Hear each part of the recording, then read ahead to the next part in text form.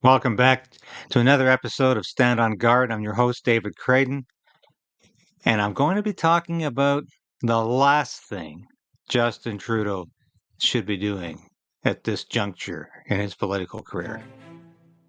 So we are in a very precarious position in this country. We need political change, but we also need the resolve to resist.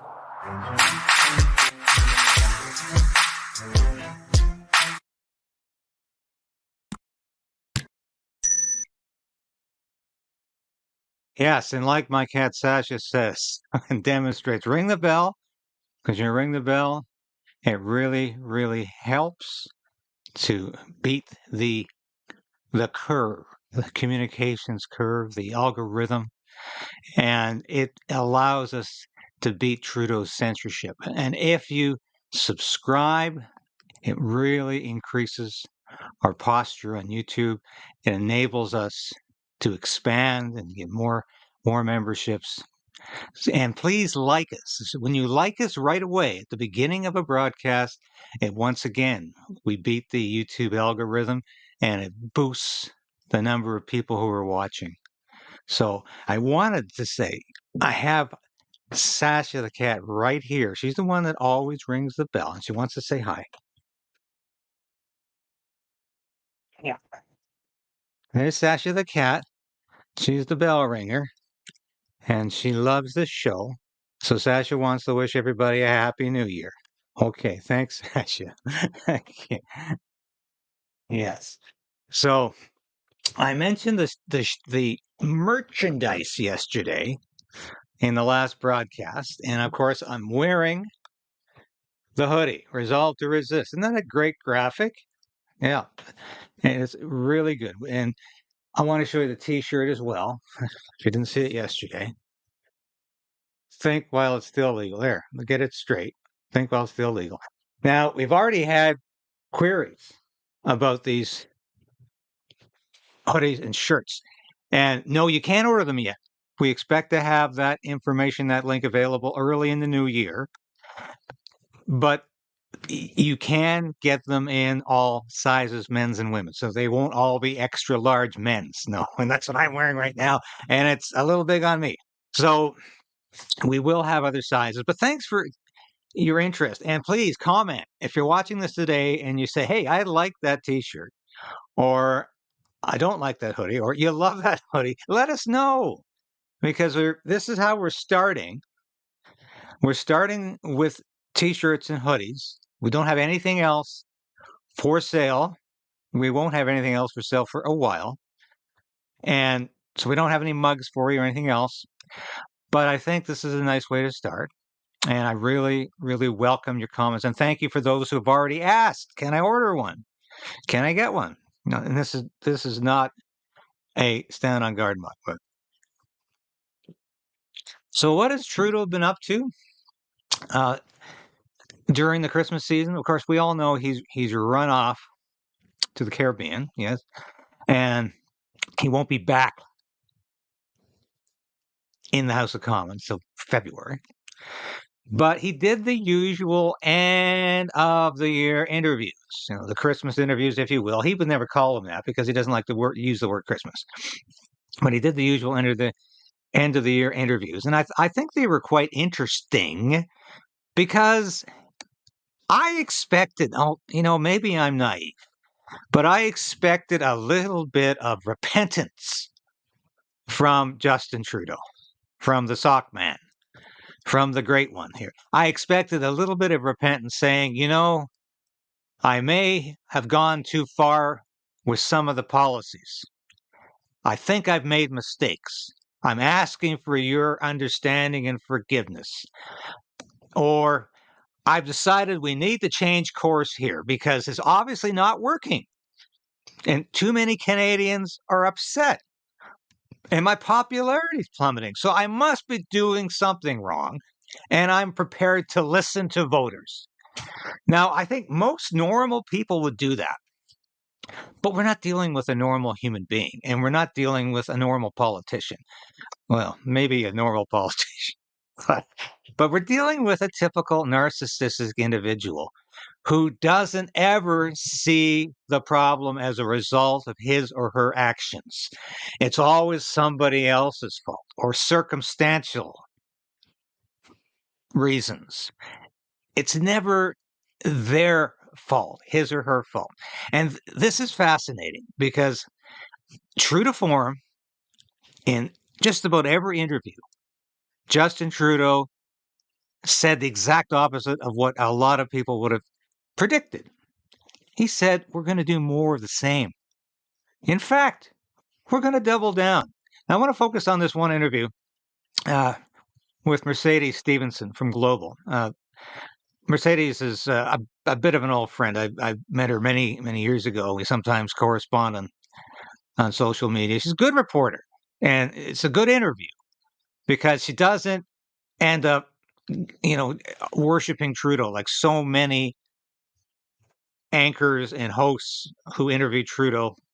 And I think she asked some good questions, very good questions here. And I want you to listen to this because it's very interesting where Trudeau goes. Would indicate that you're not heading for a better year. 7 out of 10 Canadians want you to step down. There was a recent poll saying that Chrystia Freeland and Mark Carney were both more popular choices than you to lead the Liberal Party. Why do you think Canadians are so frustrated with you? Well, I think, first of all, it's a really frustrating time. Full stop. There's so much going on around the world. There's so much impacting us here at home. There's so many challenges people are facing in their daily lives, from groceries to rent, that, there's a lot of frustration. But we have been working incredibly hard to deliver for Canadians in really concrete ways. And to my mind, this is exactly not the time to be slowing down or to stop fighting for people. We have been focused on delivering for Canadians for 8 years now, and the context we're in right now, where progress has become so fragile because of global and large macro events, is the time to be doubling down and rolling up our sleeves, and that's what I'm here for. The time to be doubling down. Okay, need I say more? Doubling down. He wants to. We didn't even put the words in his mouth because, of course, that's really Justin Trudeau at his usual, doubling down on bad policies, and he's once again reciting the same tired Liberal Party talking points about delivering for Canadians. What in the hell does that mean? Because once again, it's a useless, meaningless phrase that can mean just about anything. What is he delivering for Canadians? Coal in their stockings this year? What's he delivering? No Happy New Year? Because it could mean just about anything. And with the Liberals in power, it does mean just about everything. Usually bad. What's he delivering for Canadians? He's delivering higher interest rates. He's delivering a monetary policy that spends money in an inflationary manner. He's delivering a euthanasia program. He's delivering abortion on demand, unrestricted.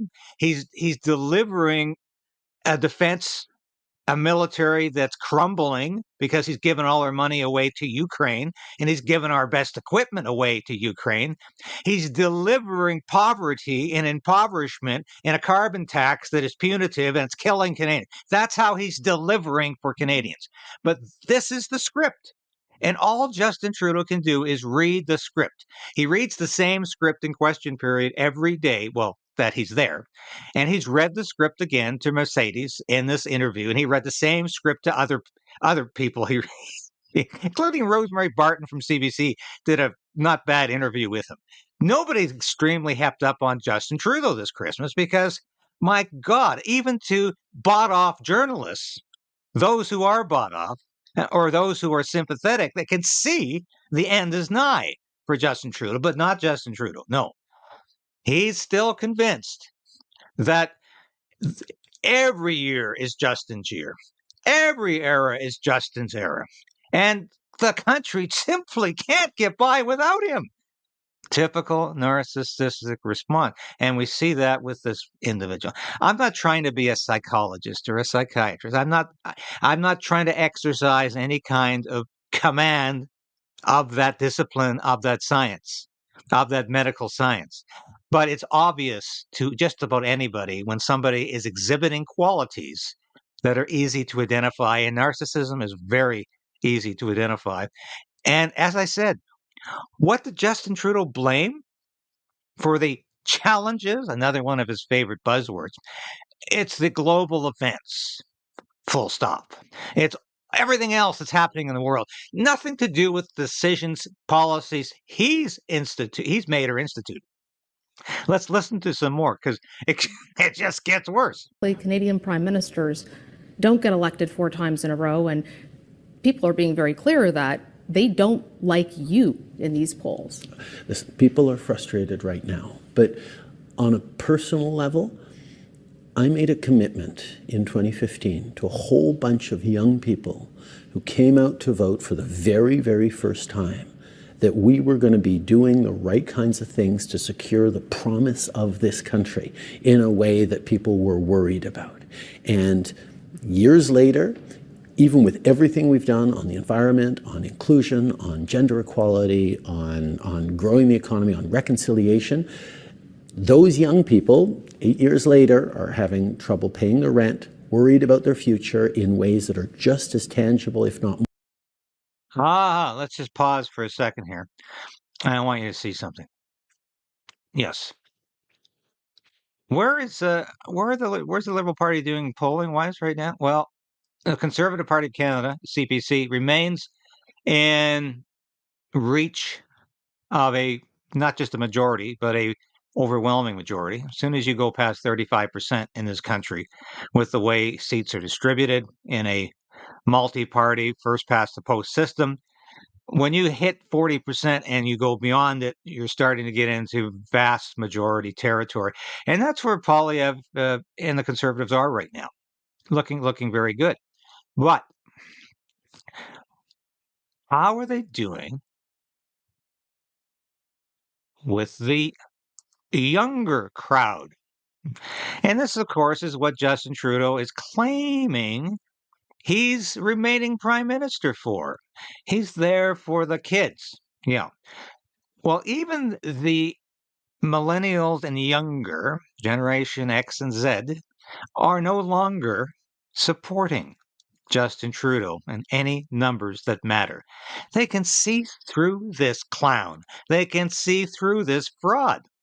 That it's all about Justin Trudeau. He's not fighting for their goals or objectives or their needs or for their progress. He's fighting for himself and his woke vision for Canada. That's all Justin Trudeau has ever believed in. And for him to have the gall to suggest, can't leave politics now. I can't leave the office of prime minister now. I'm there. I'm in the trenches fighting for those youngsters. Yes. And it, of course, is the usual crap coming from this guy. And let's go back to the interview because he just keeps it up and it's incredible. Because of the global context we're in, and I didn't make a promise that I was going to make things better for them and then walk away after 4 years or even after 8 years. I said I'd be there to fight for them every single day. Even if That's they what don't I'm want doing you now. there. Listen, there'll be an election eventually in which people get to make that choice. But I am not giving up on them. I'm not giving up on Canada. I'm not giving up on the progressive vision of progress that we've been fighting for every single day over the past year. All right. So he's not giving up on Canada. Canada's given up on him. He's not giving up on this younger generation. The younger generation has given up on him. He's not giving up on his woke politics, or as he said, progressive policies. But we have given up on Justin Trudeau.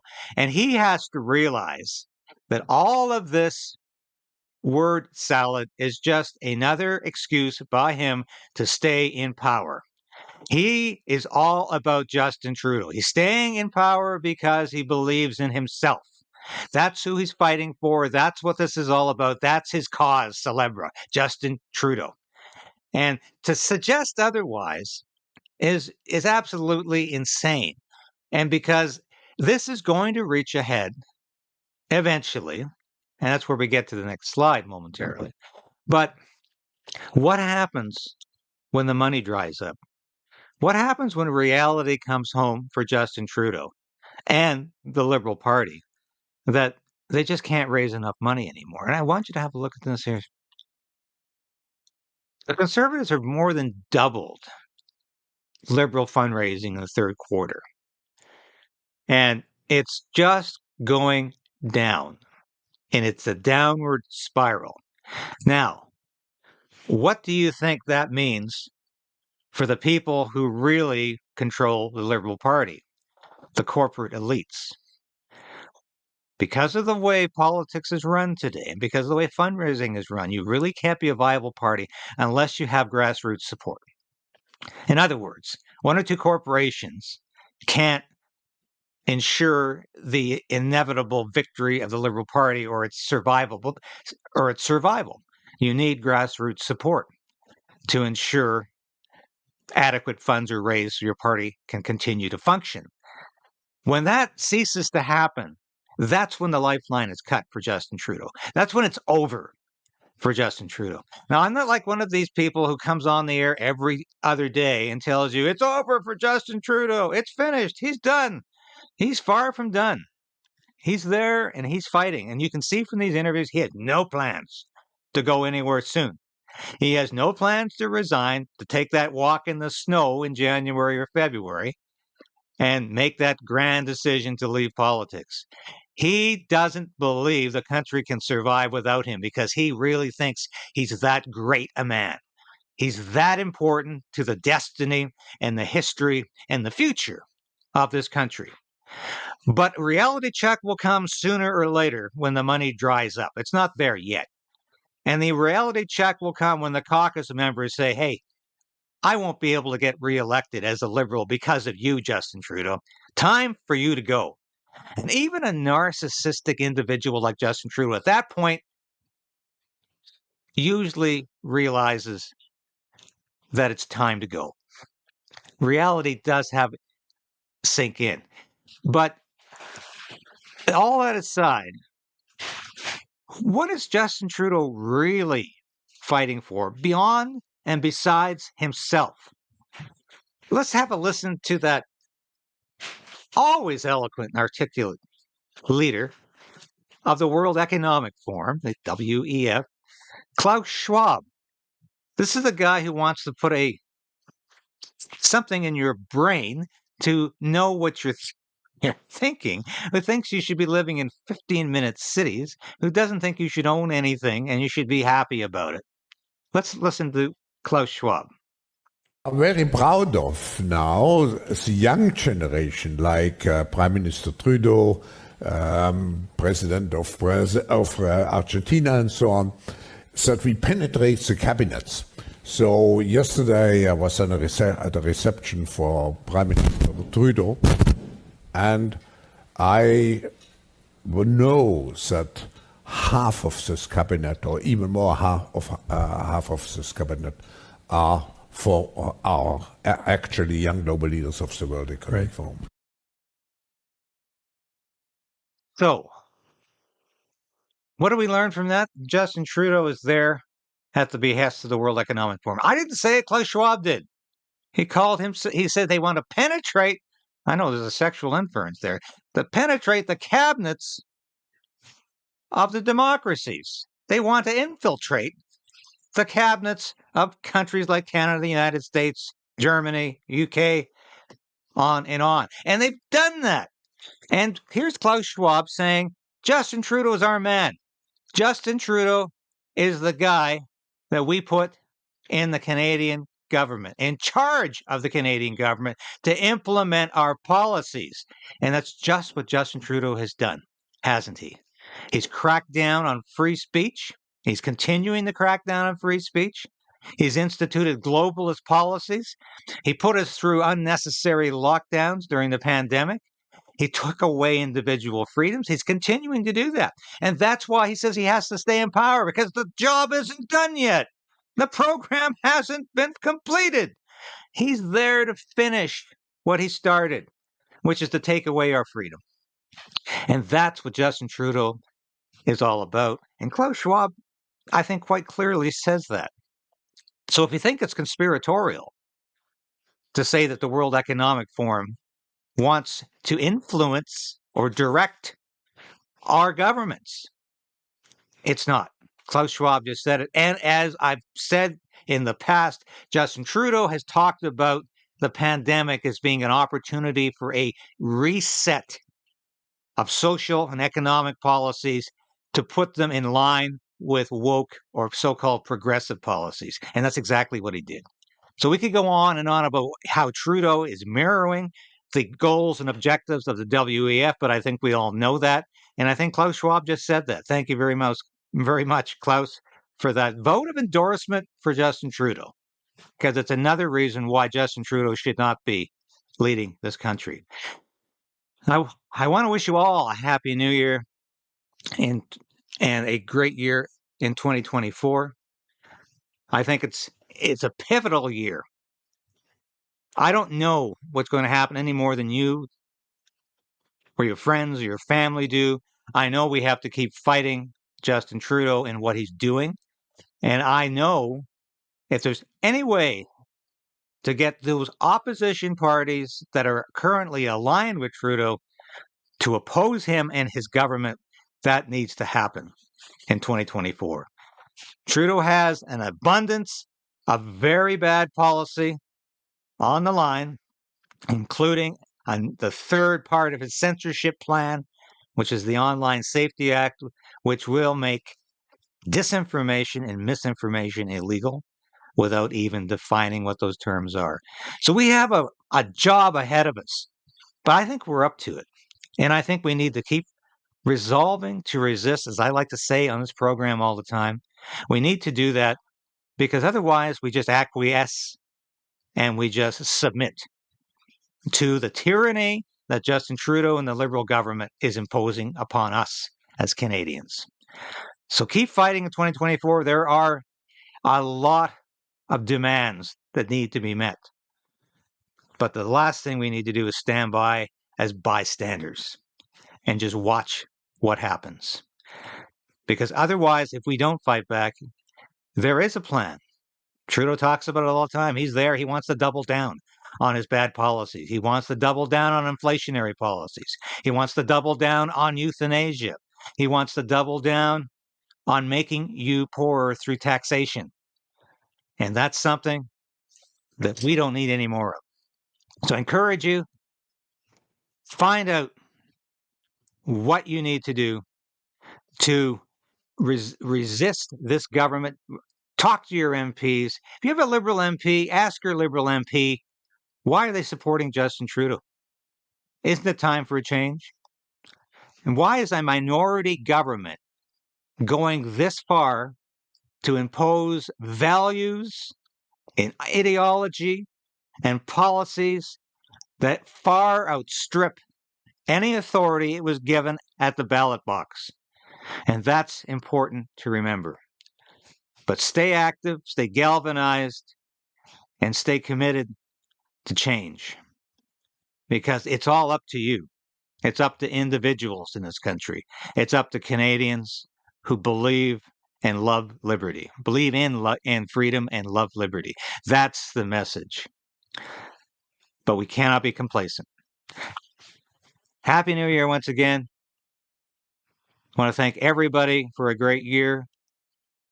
Thanks for supporting this station. Thanks for being a subscriber. And if you haven't subscribed, please do so. We're that close to meeting our 15,000 goal for the end of the year. Very close. We're about 50 off. Thank you for supporting. And we'll be back in the new year with more of the stories you want to hear, more of the news you need to know. And thank you for your support this year. And I think we're going to continue to grow and continue to report the news. Thank you so much.